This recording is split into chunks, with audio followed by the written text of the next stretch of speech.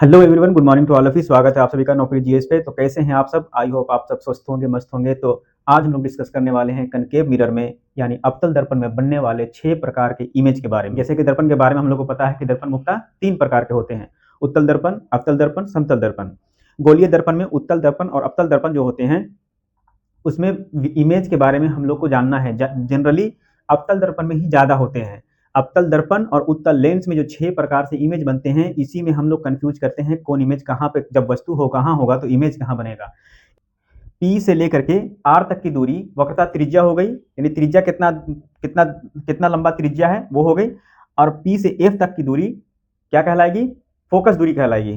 तो हम लोग इन दोनों में हम लोग क्या करेंगे कि इसमें एक रिलेशन होता है। क्या रिलेशन होता है? आर एफ में एक रिलेशन बहुत ही कॉमन, बहुत ही पॉपुलर रिलेशन है। इसमें भी हल्का सा न्यूमेरिकल देके फंसा देता है, बस हल्का सा हम लोग जानेंगे। आर इक्वल टू 2f, या क्या कह सकते हैं हम लोग, एफ इक्वल टू r/2। ये न्यूमेरिकल, इस बेस पे हम लोग न्यूमेरिकल देखते भी हैं, बनाते भी हैं, आता रहता भी है। या तो वर्बली पूछ लिया जाता है, डायरेक्टली पूछ लिया जाता है कि वक्रता केंद्र फोकस दूरी से दुगना होता है कि आधा होता है कि क्या होता है। बस हम लोग ये रिलेशन याद रखेंगे, सारा कंफ्यूजन क्लियर है। इसके बाद हम लोग आते हैं, जैसे मानते हैं कि कहेगा किसी गोलीय दर्पण की आर 20 सेंटीमीटर है या 20 मीटर है, तो उस गोलीय दर्पण की फोकस दूरी कितनी होगी? तो जाहिर सी बात है कि गोलीय दर्पण की वक्रता त्रिज्या 20 सेंटीमीटर, तो फोकस दूरी आधा हो जाएगी उसकी, तो हम लोग 10 सेंटीमीटर या 10 मीटर कह देंगे।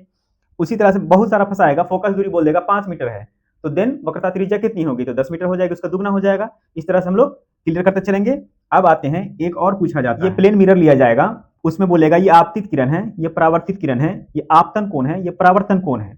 हम लोग इस नियम में जानते हैं, परावर्तन के नियम में जानते हैं कि आपतन कोण परावर्तन कोण के बराबर होता है, तथा आपतित किरण आपतन बिंदु तथा परावर्तित किरण तीनों एक ही पैरेलल में होता है। तो हम लोग इससे ये जान गए, नियम तो जान गए हैं, लेकिन इससे फंसाएगा क्या? कहेगा कि किसी में आपतन कोण 30 डिग्री बन रहा है, तो उसी में परावर्तन कोण कितना डिग्री का होगा? तो हम लोग इस नियम के अकॉर्डिंग जान रहे हैं कि ये एंगल आई मानते हैं, ये आर है, तो आई इक्वल टू आर होता है। तो ये अगर 30 डिग्री रहेगा तो ये भी 30 डिग्री होगा।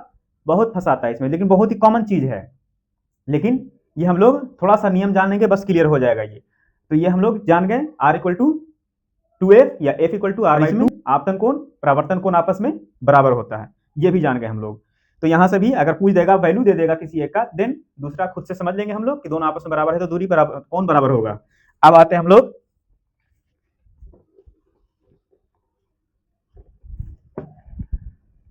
हम लोग मेन टॉपिक पे, जहां टॉपिक फंसाता है अवतल दर्पण में बनने वाले 6 प्रकार के प्रतिबिंब के बारे में।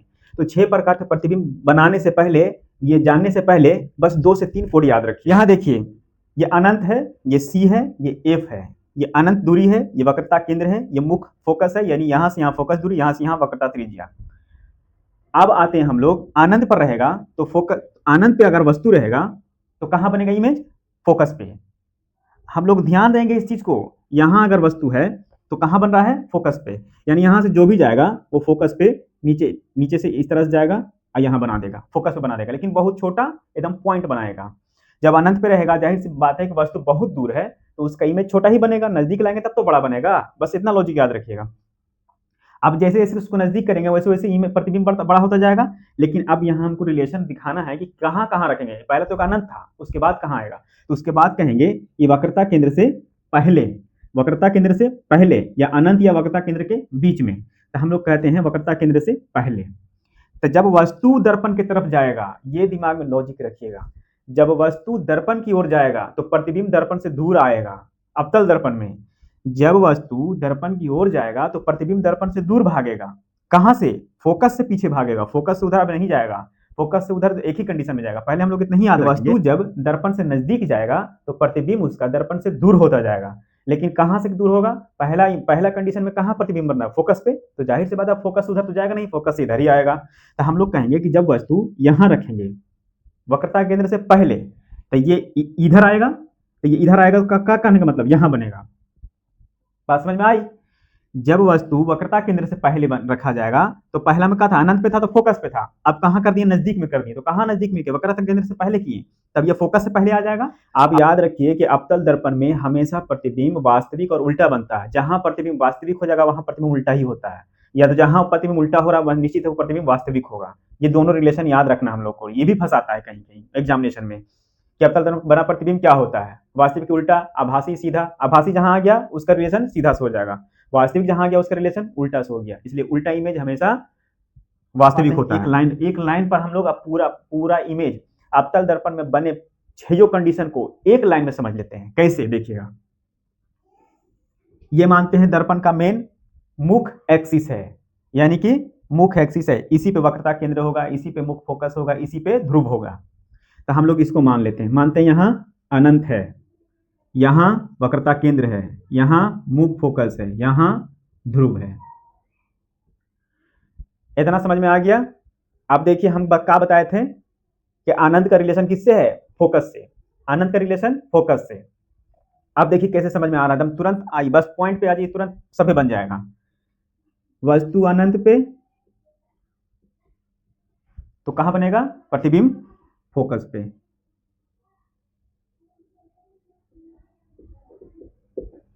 छोटा बनेगा, एकदम डिमिनिश, एकदम छोटा होता है। अनंत पे, अनंत पे तो फोकस पे।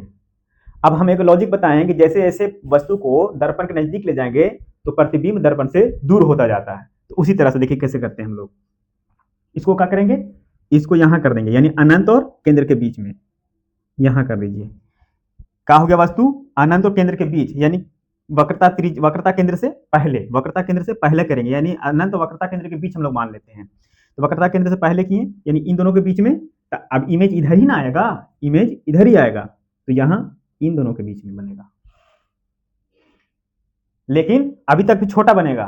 अब यहां देखिए, यहां रखे थे तो यहां आ गया, यहां से यहां आ गया, ये यहां से यहां आ गया। अब इसको इस पे रख दीजिए, बी डैश ए डैश।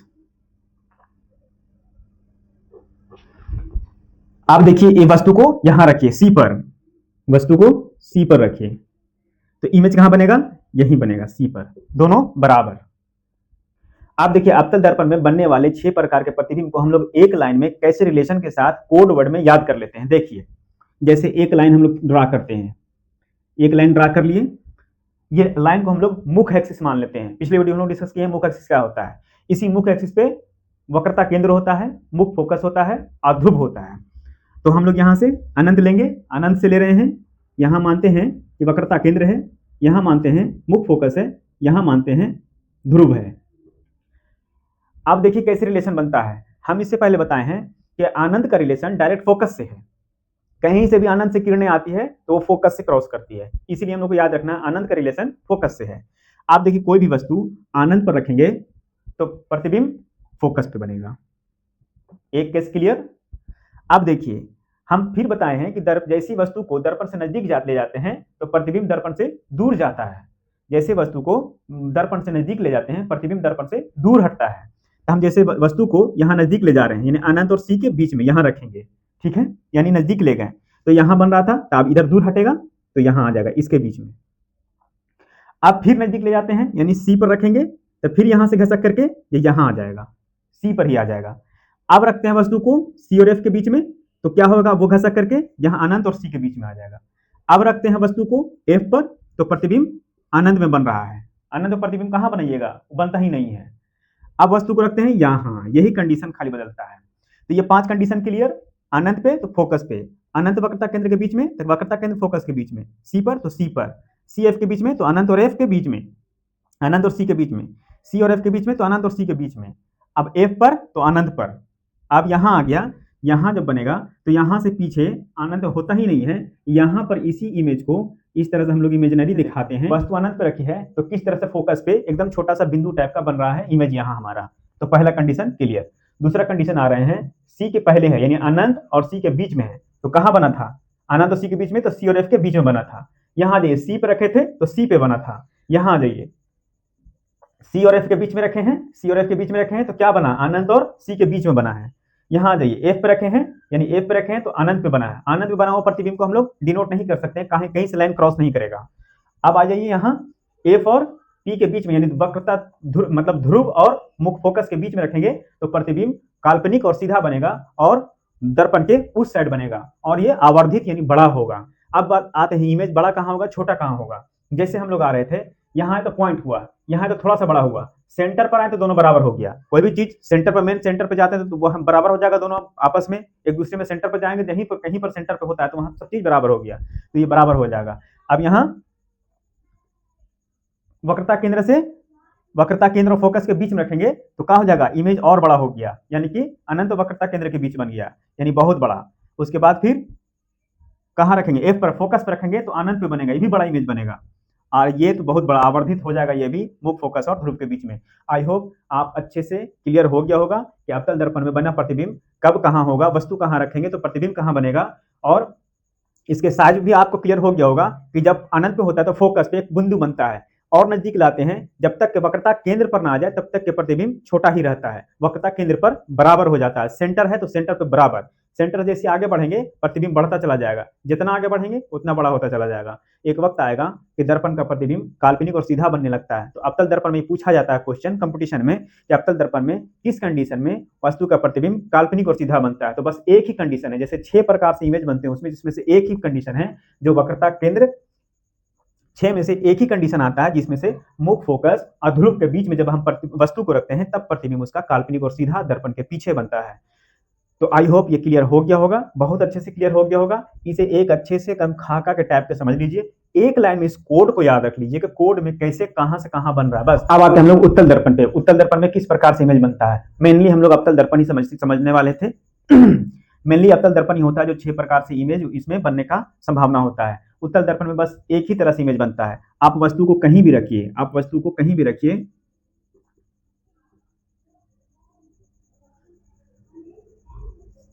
आप वस्तु को कहीं भी रखिएगा, उत्तल दर्पण में वो अपने फोकस पे ही प्रतिबिंब बनाता है, और उत्तल दर्पण में बना प्रतिबिंब हमेशा काल्पनिक और सीधा वस्तु से हमेशा छोटा होता है। ये बात याद रखिएगा दिमाग में, ये खाका याद रखिएगा, कभी क्वेश्चन में फंसिएगा नहीं। जैसे हमेशा बहुत तरह से इससे क्वेश्चन बनाता है, क्वेश्चन बनाने वाला बहुत तरह से बनाता है।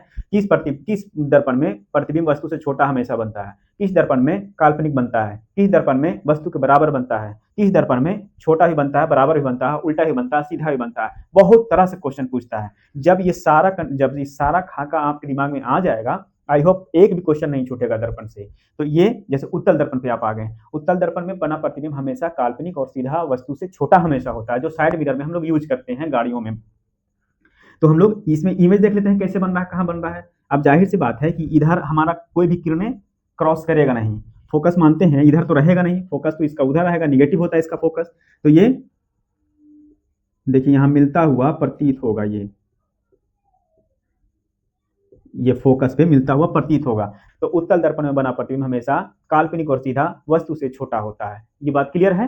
अब आते हैं समतल दर्पण पे। समतल दर्पण में बना प्रतिबिंब हमेशा वस्तु के बराबर होता है, काल्पनिक और लेटरल इन्वर्टेड होता है। याद रखिएगा, हमेशा ये क्वेश्चन फंसाता है। एक होता है प्रतिबिंब उल्टा बनना, एक होता है लेटरल इन्वर्टेड, मतलब दाहिने का बाएं, बाएं का दाहिने होना। ये भी एक उल्टा माना जा रहा है। जैसे कि मानते हैं ये पेन है, ये पेन को, ये मार्कर है, मार्कर का प्रतिबिंब अगर बना रहे हैं तो ये प्रतिबिंब बन रहा है। मानते हैं इधर वस्तु है तो ये प्रतिबिंब ऐसे बना, लेकिन समतल दर्पण में क्या हुआ कि ये ऐसे रखेंगे तो ये इस साइड में है, बाएं साइड में आपका, ये हमारे बाएं साइड में, आपके दाहिने साइड में होगा, तो प्रतिबिंब इधर का बनेगा। कभी कभी आप दर्पण में देखते होंगे, आपको लगता होगा कि हम ये कान को छू रहे हैं, लगता होगा कि ये कान को उसमें छू रहे हैं। दर्पण में लगता होगा कि इधर बाल संवारना है, लेकिन इधर छूने लगते हैं। इसीलिए उसमें ऐसा फील होता है, क्योंकि उसमें लेटरल इन्वर्टेड इमेज बनता है, क्योंकि उसमें इमेज दाहिने का बाएं और बाएं का दाहिने उल्टा बनाता है, ना कि पैर ऊपर सर नीचे कर देता है।